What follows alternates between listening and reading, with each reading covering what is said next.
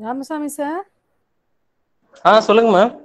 Sir, we'll start, sir. Let's ask them to join, sir. ஏன்னா time ஆயிடுச்சு. Okay ma'am. Okay ma'am.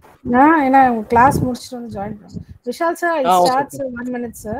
Okay. Sure, ma'am. Okay. Because now only the class is over, so the students will be joining now, sir. I'll start the meeting anyway. Okay, sir? Yeah, sure.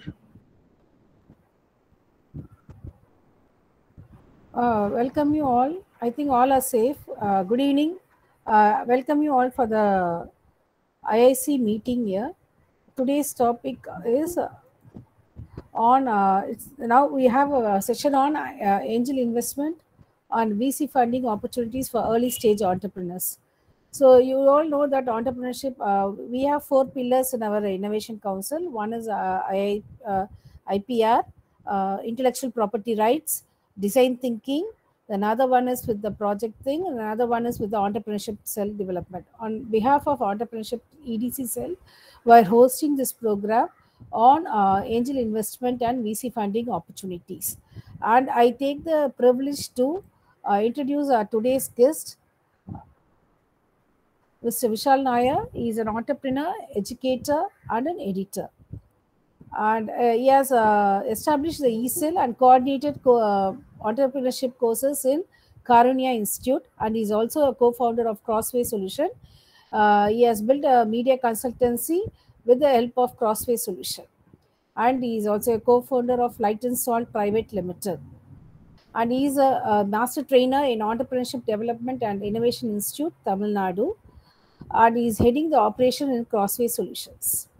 He has finished his BTech Electronics and Media Technology from Karunya Institute and MTech Embedded System from Karunya Institute. I think today's evening session will be helpful for all of us who are having an idea to go with the or to be an entrepreneur and how to get the funds to go with the company. Thank you, sir. Now you can start with your session, sir. Thank you, sir. Okay, thank you, ma'am. Thank you, sir. I'll just share my screen.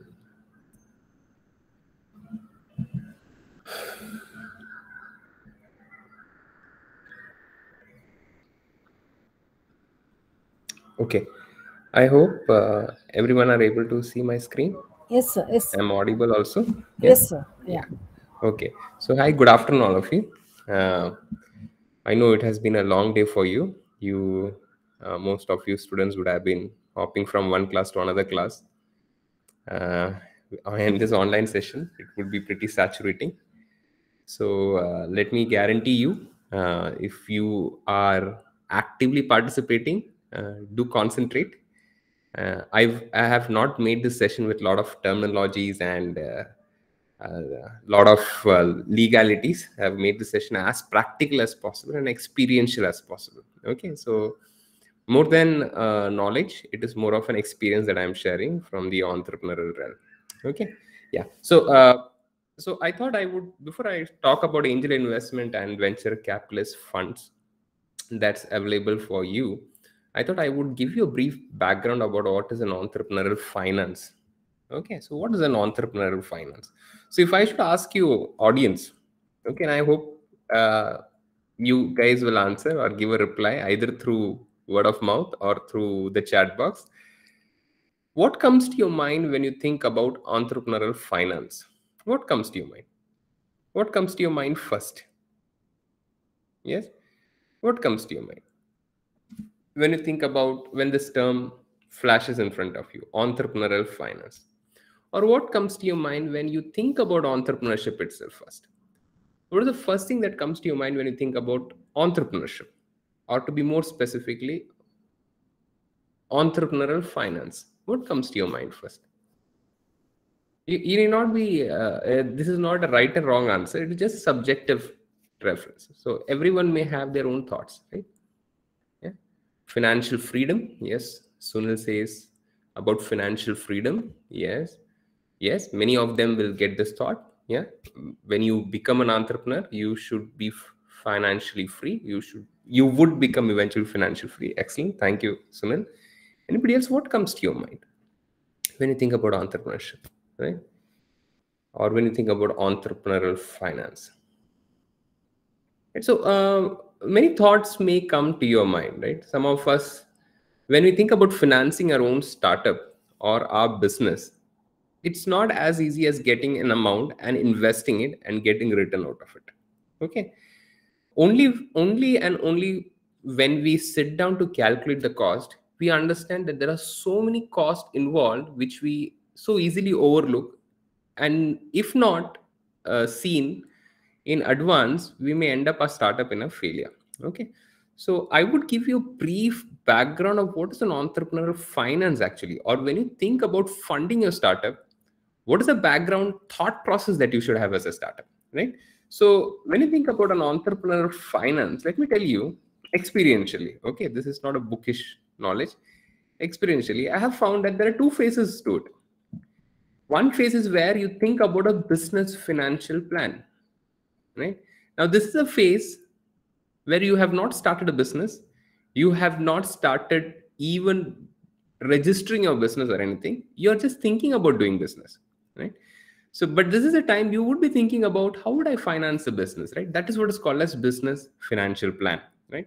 A stage where you have an idea to start a business, but you haven't taken any step to start a business. You are only planning about it. Okay, now that is a time you require a business financial plan. Right? At the same time, after someone starts a business, or some of you would be having your campus ventures or so. So once you start the business, you realize I want to grow. I want to grow my business. I am operating in my university, but I want to grow my offerings, or I want to grow beyond the boundaries of my university. I want to grow beyond the boundaries of my city. Now, when you want to grow, right, after you have started off your business, that is the time you may require a business funding plan.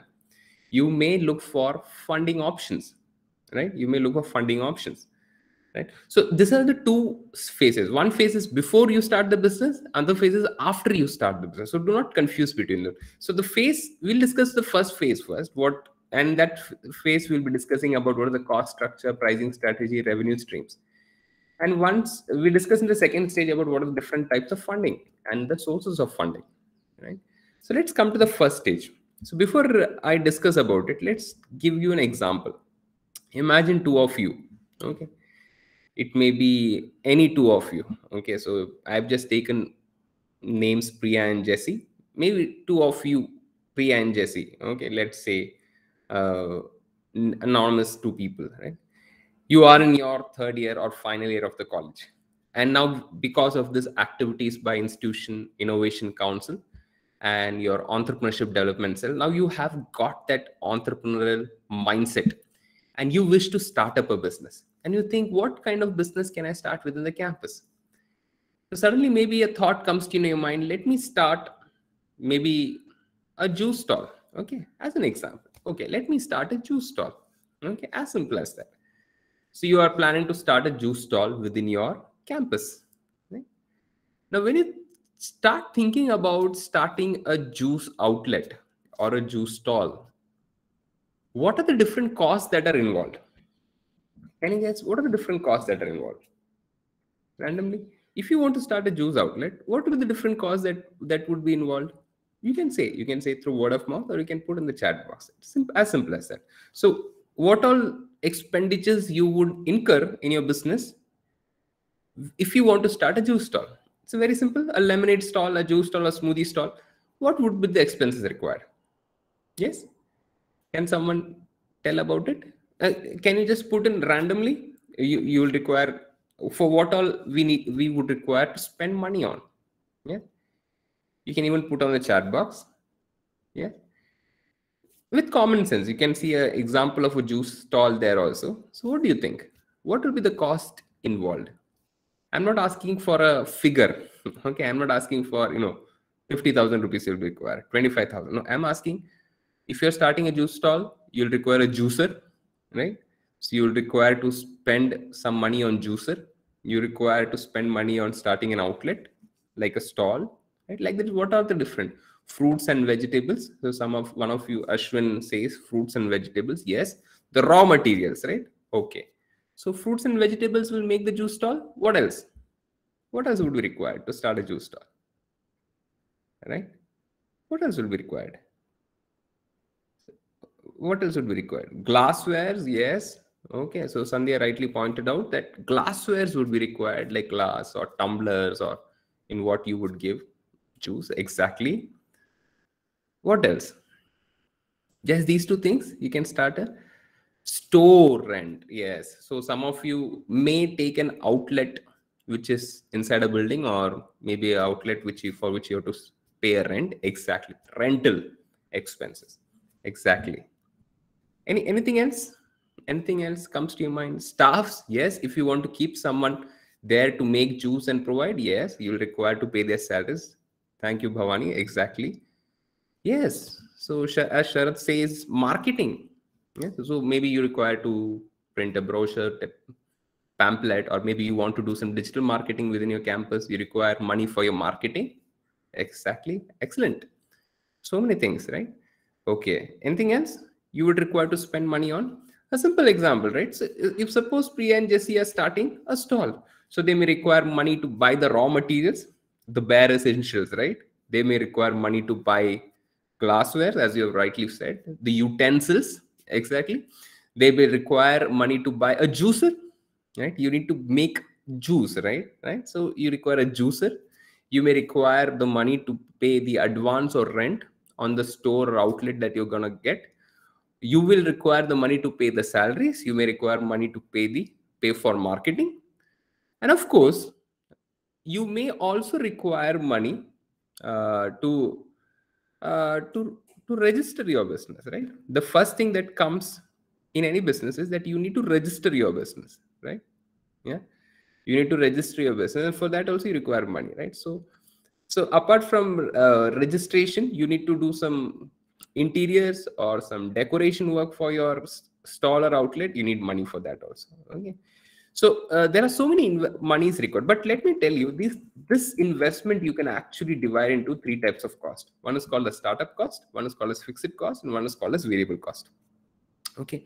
So startup cost is a cost under which you can put all these licenses, chair, signages, freezer, stall, utensils, because all these are the costs that would be incurred right before you start your business, right? Even before you start your business, because until you get your stall license, you may require, if you are in Tamil Nadu, you may require Tamil Nadu Shop License Act, Shop and Commercial Act license to operate your stall, or you may require because it's a food related business, you may require an FSSAI license, right?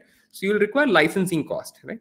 So, but that is a bare minimum cost, but that is one cost that you'll require even before you start your business. You'll require the license, you'll require the cost for the tables or chairs you require, the signage boards, the freezer that you'll require because you're using fruit, perishable items, right? So you'll definitely require a freezer. Of course, the cost that will go on stall, and of course, the startup cost will also include maybe your advance, right? If you're paying an advance for a rented place, right? And of course, utensils. So these are all the startup costs. Under the fixed cost is the cost that you would incur without much variance over a period of a year. Okay. So when it comes to the cost that you would pay as salary to your staff, okay, then it can be called as a fixed cost, because salary you're not going to vary on month basis, right? The salary you would change once in a year or 2 years, couple of years, right? So salary is a cost that would be a regular expenditure month on month. So salary can come under fixed cost, right? Fuel cost. Now you may say, sir, fuel cost is so volatile. Today petrol prices are 100, tomorrow it is 102, right? But it is only presently. Altogether, if you see, volatility of fuel cost may not be much when you're running the business. Okay, so it's not going to go from 100 to 120. Neither it is going to come from 100 to 80. Okay, so it's not going to be that volatile, right? The fuel cost, electricity cost, rent, month on month basis rent, advertising, all these costs can be put under fixed cost. And finally, the variable cost. Now, variable cost is the cost which you would incur on day-to-day basis, and it has high probability of varying, right? For example, the raw materials you're going to buy. Let's take, for example, you're going to make apple juice in your juice stall. You're going to offer apple juice.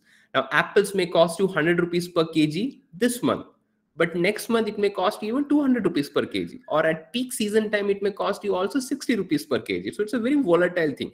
Nevertheless, you cannot keep tweaking your apple juice cost based on month basis, right? You have to give it on the same cost, right? So that is what is called as variable cost. Now, as an entrepreneur, as a person wishing to start a business, let it be any type of business across any domain, always remember to calculate this cost: the startup cost, the fixed cost, and the variable cost. Okay, so startup cost is a cost that you would always incur right at the beginning of your business. Fixed cost is the cost that you would incur month on month, but without much variance. Variable cost is a cost that is very fluid or volatile. Okay, so once these costs are in your mind, the financial environment that is surrounding a business will be very clear to you, right?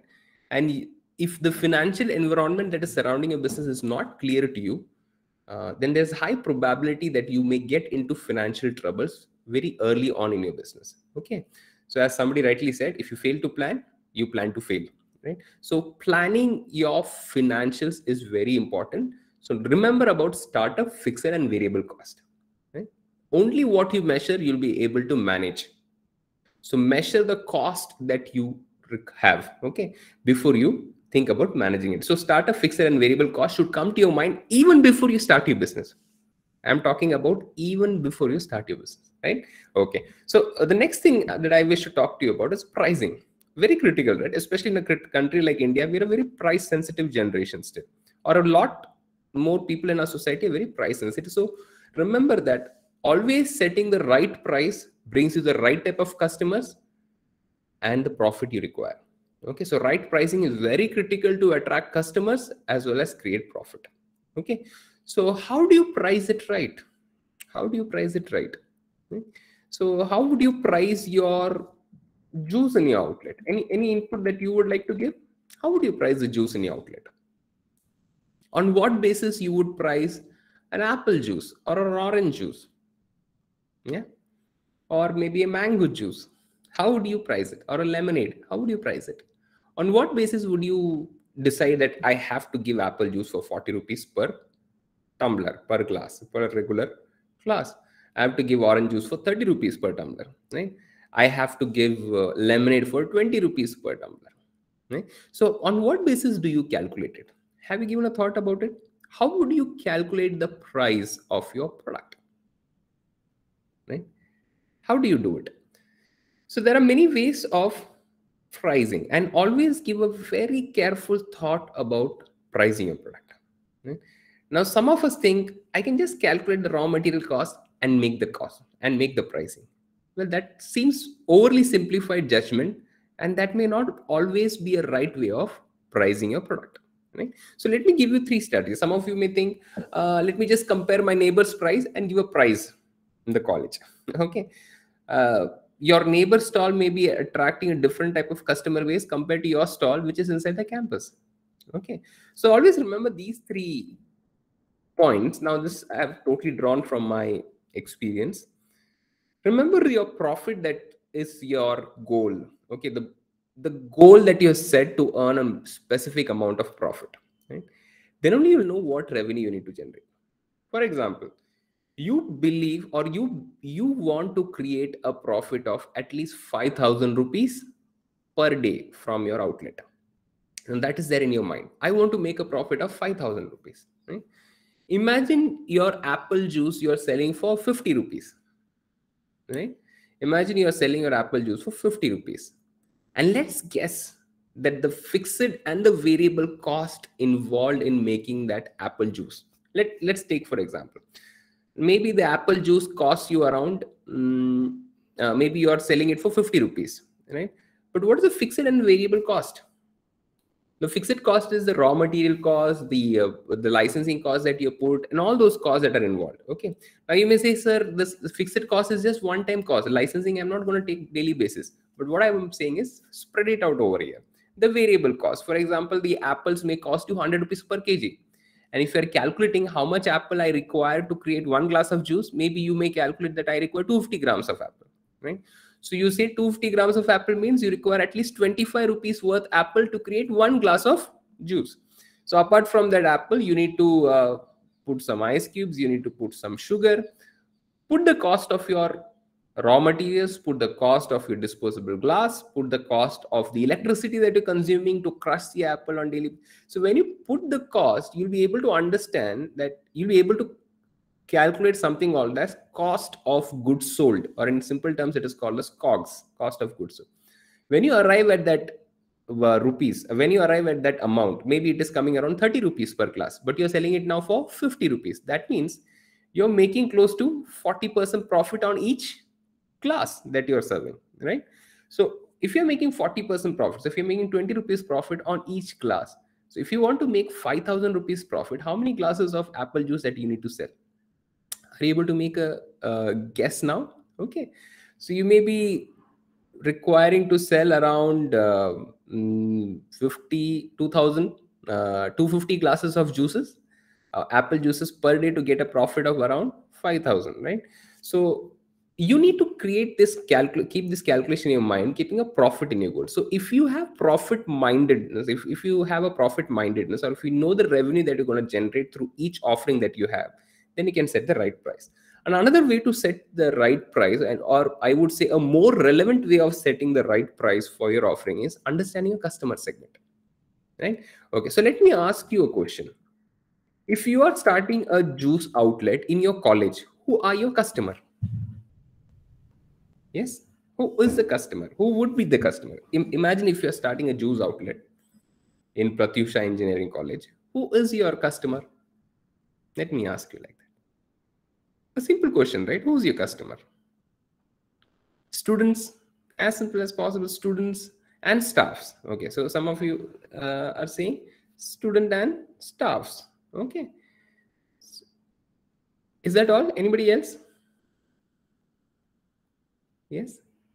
Yes. Now, student and staff have to be. Now, you may be saying, sir, whom are you asking about more? Student and staff make, yes, visitors, as one of you have rightly pointed out, as Sri Priya has pointed out, visitors, yes. Student, staff, visitors, anybody else? You may think, right? Yes. Now, student and staff are a broad customer segment. Okay. But if you dig in deep, they are not the customer segment, just the customer segment. Right? Now, if you think about your customers, the student and staff, they themselves can be segmented into so many parts, right?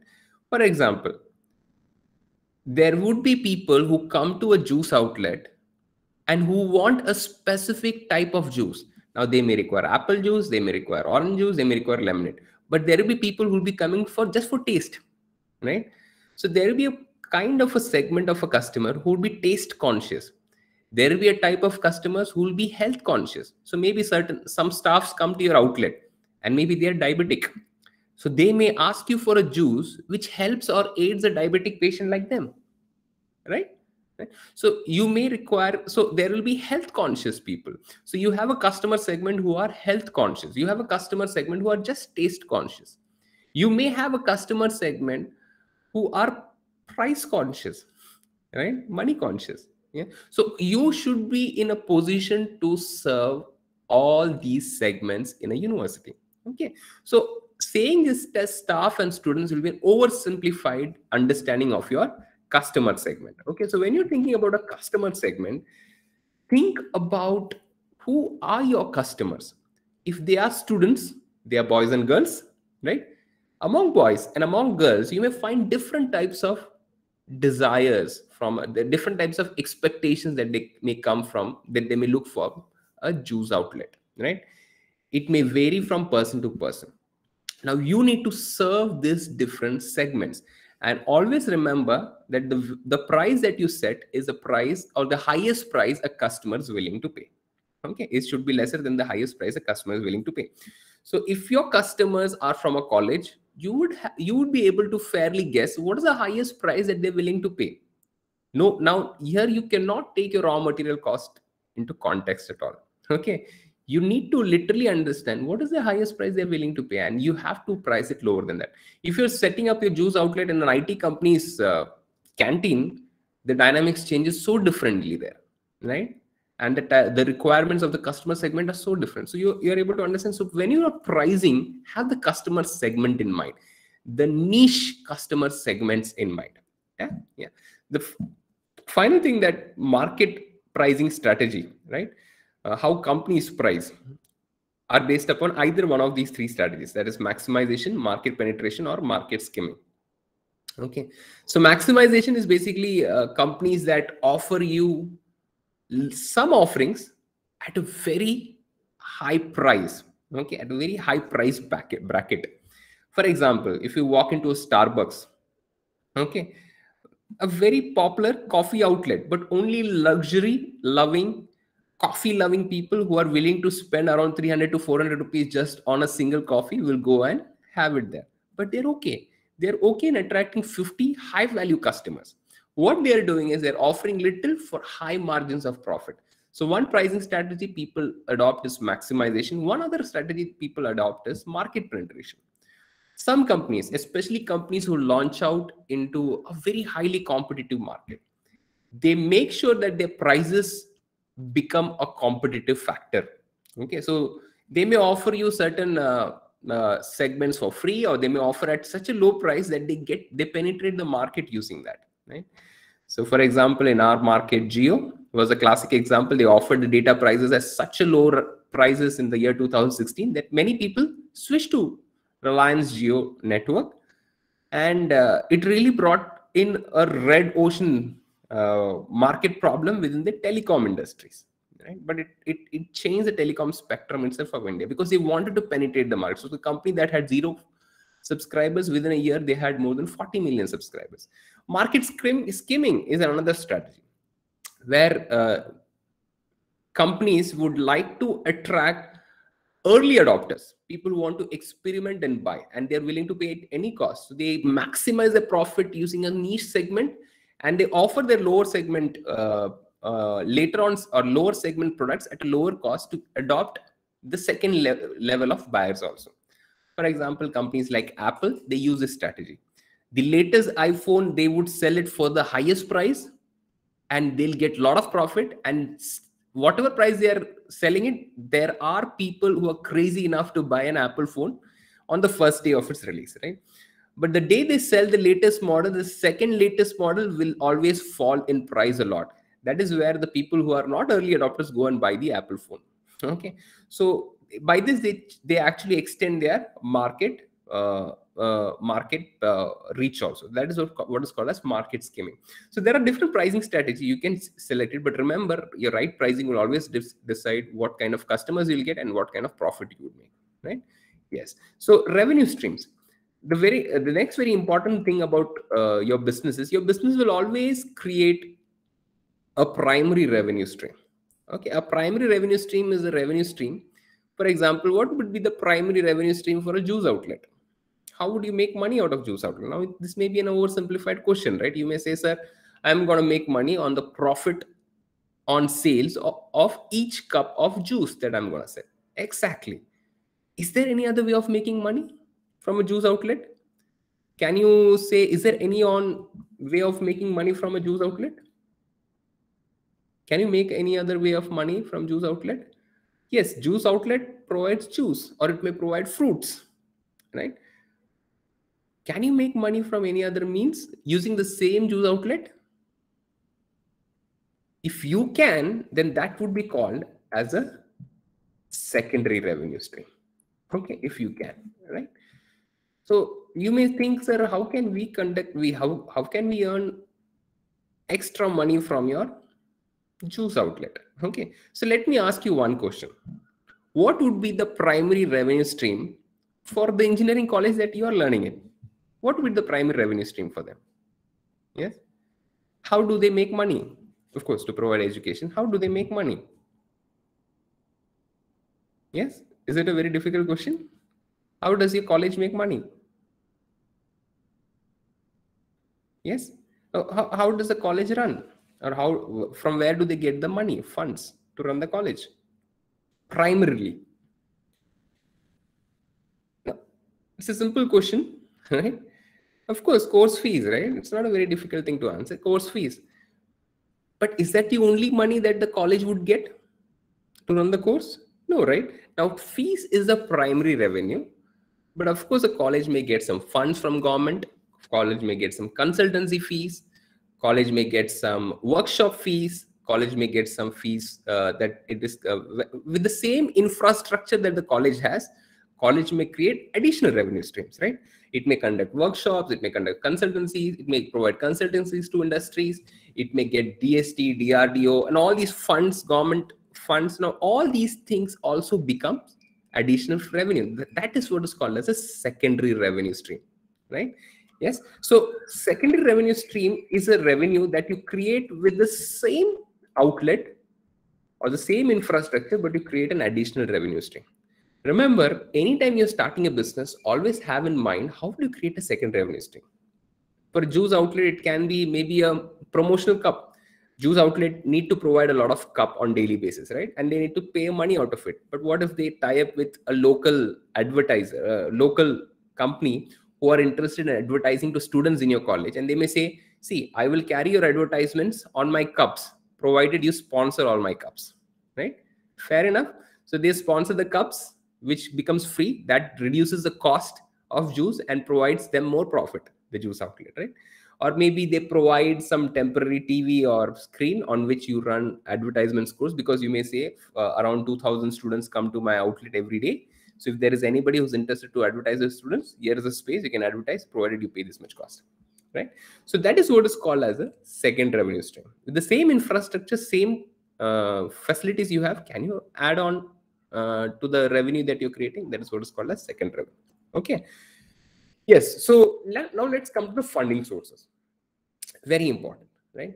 So any one of you who's watching this seminar now, I believe most of you would be thinking about looking for funds, right? Now let me give you a classification. Funds always come in two ways. One is called as debt funding. One is called as equity funding. Okay. Debt funding, in simple terms, is the money that you borrow for a fixed amount of time and you need to pay back with interest, right? For example, the money you take from bank, or the money you may take from one of your relative, or maybe from some financials. Okay, this is what is called as debt funding. At the same time, you have equity funding. Now, equity funding is a way of funding in which you don't actually borrow money and pay back it with interest. No, you actually provide a portion of your company. Okay, and you actually pay back the person by giving them a share of your profit based upon the amount of money they have invested and the amount of the portion of the company that you've traded with them. That is what is called as equity funding, right? Now, fundings come in different stages of your business, right? There are different stages for a startup. So now, as you are even sitting and thinking about a startup, most of you may be in an ideation stage, right? Some of you may have an idea. Priya and Jesse have an idea about starting a juice stall, right? But it's just an idea. It's just a random idea, okay? At the ideation stage, do not expect angel investment, venture capitalist funds, funding and all to come your way. It's impossible. Okay. Most of those funds do not come at ideation stage. Now, I am very careful to say most of them. There are few who may get it. Okay. But not for juice outlet. Okay. So at the ideation stage, when you just have an idea and you have just planned about your business, the best way of finding a funding source is by bootstrapping a business. Bootstrapping means investing from your own savings, investing from the money that your parents may give, or the friends may be willing to invest. So either in money or in material. So maybe your friends have some chair which they have not used. So you may ask them to use that chair for a very low cost. So people like friends, families, or even fools who don't know what to do with their money, maybe the people who can invest at this stage. At ideation stage, nobody can invest. Forget about angel investment, venture capital. They cannot come in this stage. In fact, they will not come into the stage even for the next two levels. When you move from ideation stage, now P and Jesse, by bootstrapping or by putting all their effort, they have started an outlet. Now they want to now they have validated. 1 year they have run their outlet, juice outlet, in the campus, and they're making pretty good profit of 2,000, 3,000 every day in the campus. Now they've validated their business. At this stage, they can definitely look for some funds from university incubators or government schemes, right?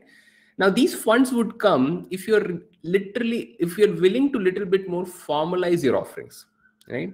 For example, you're providing a lemon juice, or you're providing a mango juice or an apple juice. Can you package it? Can you bring it like an apple juice, or can you more formalize it? Now at the validation stage, there would be people willing to take risk on your business, and they are like your university incubators or college incubators and your government schemes. Okay, for example, if you have a brilliant product based idea, especially the Entrepreneurship Development Innovation Institute Tamil Nadu is willing to pay you up to rupees 2 lakh rupees to give you a start in the business. It's called as innovation voucher program, right? So for a brilliant idea that can be validated, they're willing to pay you up to 2 lakhs for you to start your business, and up to 5 lakh rupees ahead if you want to make it a prototype and sell it and get to the market. So that is what is called as innovation voucher program. Now that is what is the next stage. That is what it's called as the validate stage. Yeah. So you have university incubators, you have government schemes. Okay. As a second, in the next stage, where you are in a building phase, that means you have actually started your business, established well in your campus. Now you want to expand. You want to take into you want to have more offerings there, and maybe you want to take it to other campuses, right? Or you want to take it out of campus. Now you're graduating from your college, you want to take it to all over the city of Chennai. You want your juice outlet to be known, right? Like Chai Kings, you want your outlet to be known with a specific name, with a specific branding. This is where you can start looking for angel investment. You can start looking for angel investment and seed VCs. Now VCs who come and play in the angel investment domain also called as seed VCs kind of. And of course, the previous funding sources always remain open. That is through incubators, accelerators, customer. Yeah. So incubators and accelerators can be government owned, can be private owned, can be institution owned also. Okay. So any of these incubators, most of these incubators who are Section 8 companies operate with absolute freedom. Means they operate independently. So even if your college do not have an incubator, you can go to another incubator and ask funds for them, ask place for them to start your business. Yeah. So customer funding is another good way of funding, where you can actually ask your customers to pay in advance. If your startup can do that. For example, you have startups like Byju's, you have Netflix, you have Hotstar. All these startups ask you to pay a subscription fee to enjoy their services, right? That is what is called as customer funded model. Michael Dell, the founder of Dell Computers, was the one who actually introduced this model. He used to take an advance of 50% of the amount that he would require to service his clients, and by that he would service and get the 50% after he finishes the class. So with the 50%, he would get the people required, he'll get the material required and start working on it. And after he has finished, he'll get the remaining 50%. So that is what is the customer funding. There are many crowdfunding portals today like Kickstarter, Indiegogo, crowdfunding.com, and all these websites are there where you can actually raise a fund for your project. So hundreds of people who would be impressed with your idea would donate graciously for your business, right? Provided your business pitch is good, right? So that is what is called crowdfunding. So all these funding options become available once you are in build stage. In the growth stage, all the previous funding options are available, and also the funding option of venture capital becomes available. Early growth stage, that means you are gonna expanding your business outlet. You're gonna have your 5 outlets. Now you want to grow to 50 outlets within a year. Now that's an ambitious plan. You have required 3 years to come to 5 outlets, but within a year you want to make 5 outlets to 50 outlets.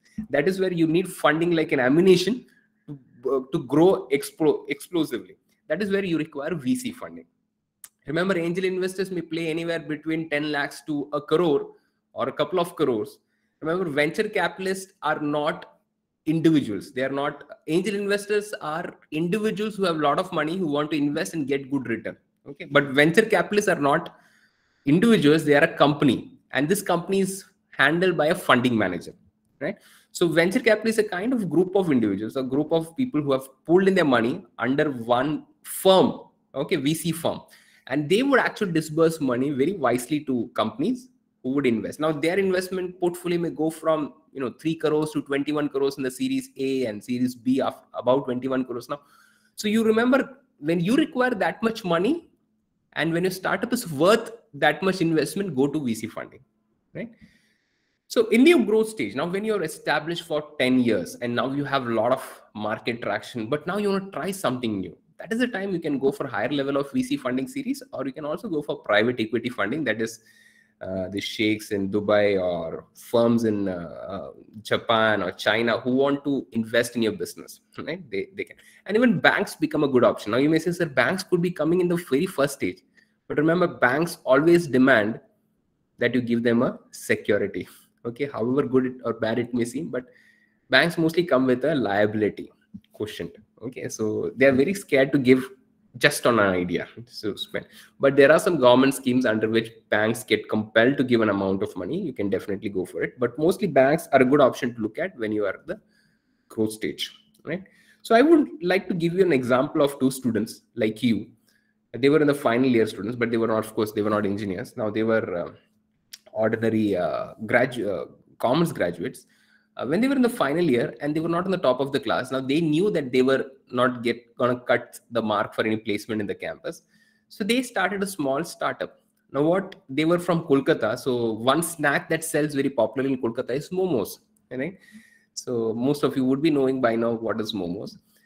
So, but they had no investment of any kind. They had no banks that could trust them. They had no incubators in their college to help them, neither an ESL to tell them how to start a business. But all that they had was a desire to start a business, and they somehow could scrap through 30,000 rupees to start their first outlet.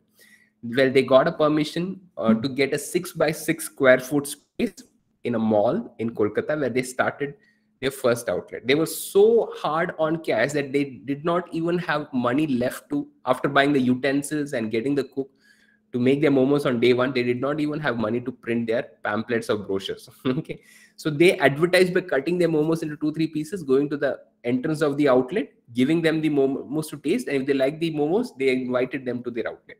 Okay, so this is how they started their business in a very humble fashion, with almost no investment and with just selling one product that was called as momos, right? But soon, within a month or so, they started making amazing profit from that one 6x6 square feet outlet, right? They started a kiosk, I should say it was kiosk, it was just a table, right? They started making profits of 2,000, 3,000 rupees every single day. And that's how they saved enough money to start another outlet in 3 months. They saved enough money from 2 outlets to start another 2 outlets in around 6 months. In the same way, they had started close to 50 outlets within Kolkata and West Bengal itself within the next 5 to 6 years, right?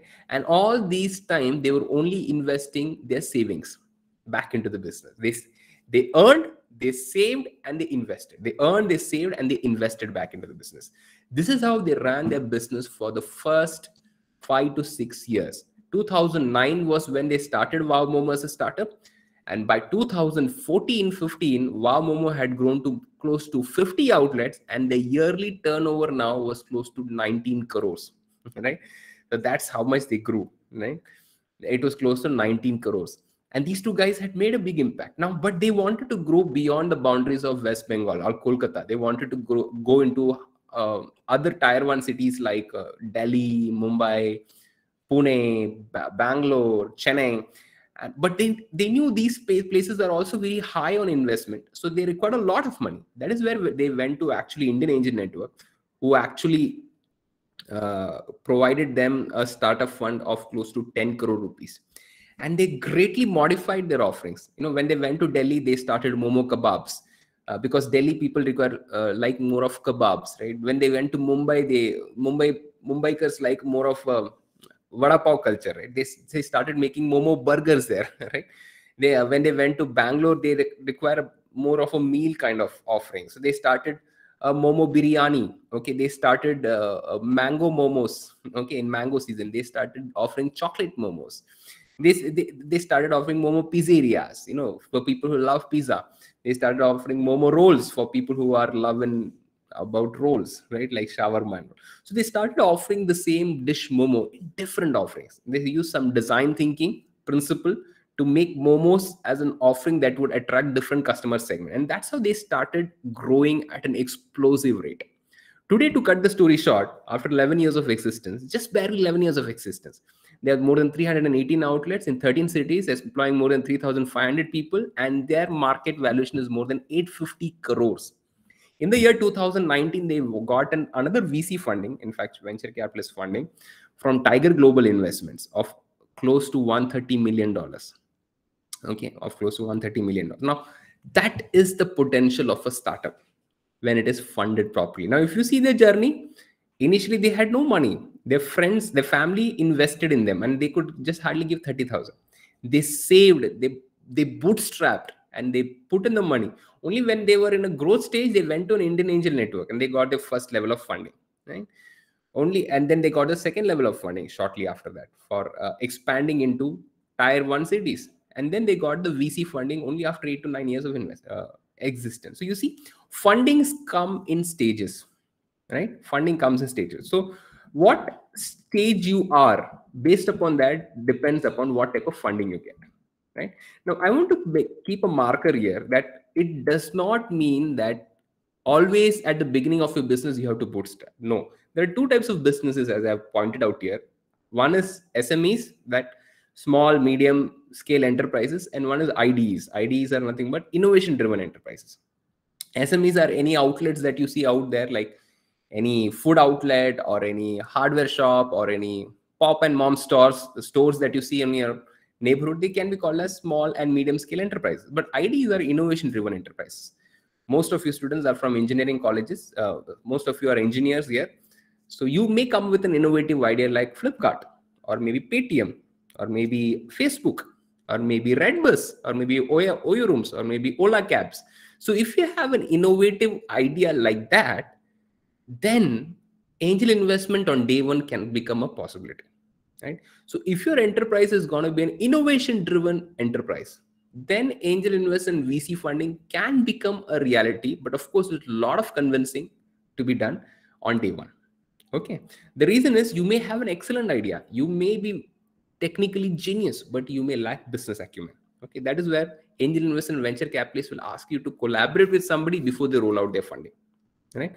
So that is what is called as IDE, innovation driven enterprises. Yeah. So whether you start SME or IDE, it's up to you, but fundings would definitely come to you in stages, right? So I believe it's clear to you. So remember, always know the cost structure. This is the final takeaways. Choose the right pricing strategy. Look for additional revenue streams on day one itself. Bootstrap your venture in the beginning, and right funds are available at right stage of your business. Always remember, people who invest in your business are always looking for scalability as a primary requirement. So if your business is not scalable on the long run, they will not invest in your business. Okay. Yeah, that's it. So I would, with the permission of the computers, if there's any question, I would take it. Yeah. Thank you for patient listening.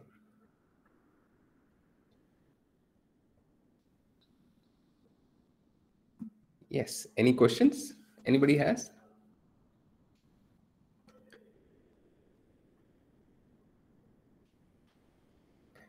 Anyone has any questions? If you have any questions, means you can ask for. This is as simplified explanation as possible for funding. Okay. And this is more of an experiential point of view. Yes. Awesome. You can be free to ask any questions you have. You can also post on the chat box if you have. Yeah.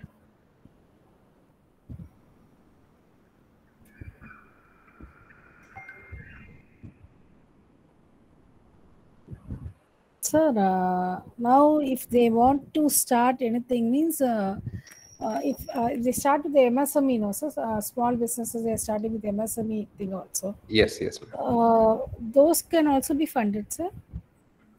Yes, MSME businesses can be funded. Government has certain schemes. As I gave you one example of a scheme called Innovation Voucher Program, which Entrepreneurship Development Innovation Institute and of course MSME in Tamil Nadu provides it. Now you can get that fund, or there are other schemes like youth, unemployed youth employment generation program, or Prime Minister employment generation program. There's a scheme called Mudra. There's a scheme called Needs. So there are different schemes, but they don't give you money straight away by knowing your idea. They will, for example, for the schemes like Needs and all, they may put you under some training.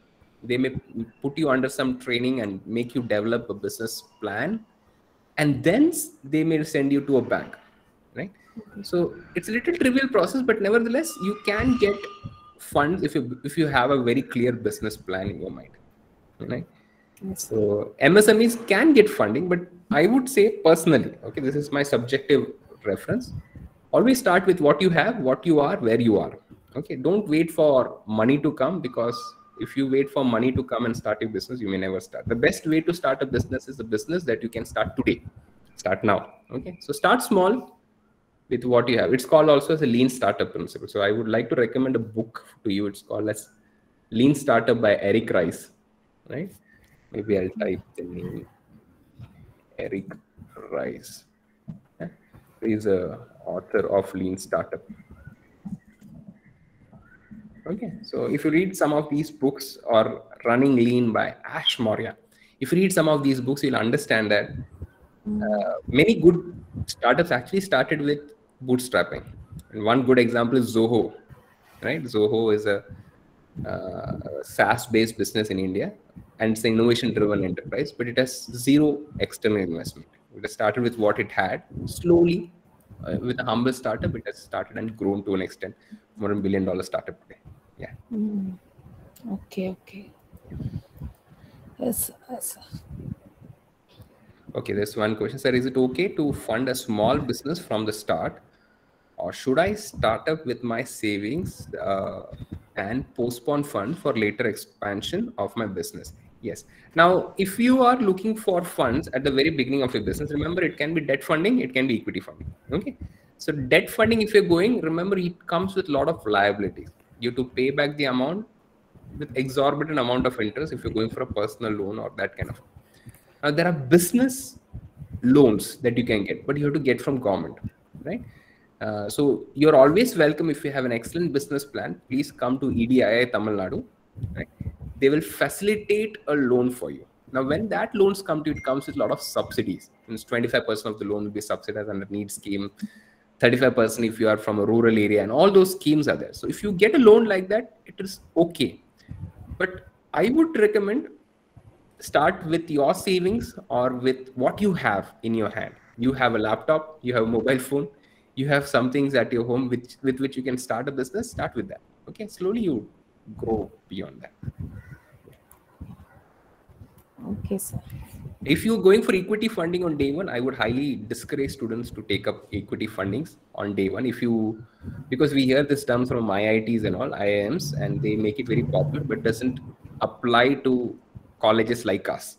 I'm not saying by any means we are lesser than them, but the problem is they have this research parks and incubators where they provide angel investment VC funding on day one. But remember, it doesn't work that way. The thing is, if you get VC funding on day one, they may ask you for an equity of maybe 10 to 20% of your business. So now when your business is just making 1,000 rupees per day, it may not be pinching for you to give them 100 rupees per day. But imagine when your business is making around 1 million per day, that time it will be very pinching for you to give somebody an investment part for what they've invested at that point of time. So do not give in shares of a company that easily. Yeah. So for example, in IIT, they may give you a startup fund when you go to the you need to be careful about signing up with incubators also.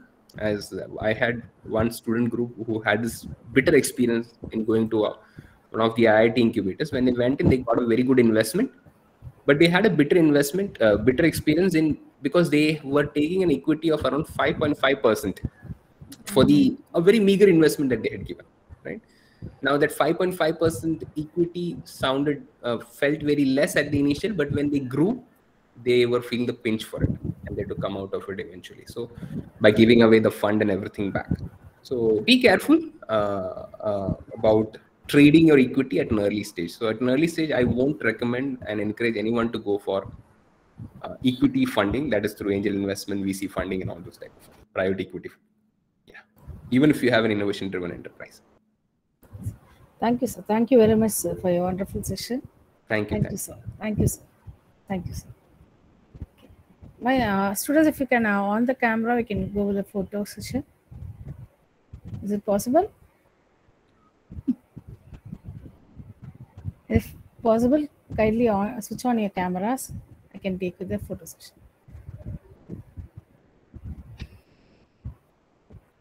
Thank you, sir. Yes, you can switch on your cameras if possible. Yes, thank you. Thank you, sir. Thank you, sir. Thank you. Switch on. I can take the photos. Okay. Thank you, sir. Thank you, Vishal, sir. Thank you for the wonderful session. Thank you, sir. Yes, thank you. Thank you. I've taken it. I have posted the feedback link. You can just get your certificates.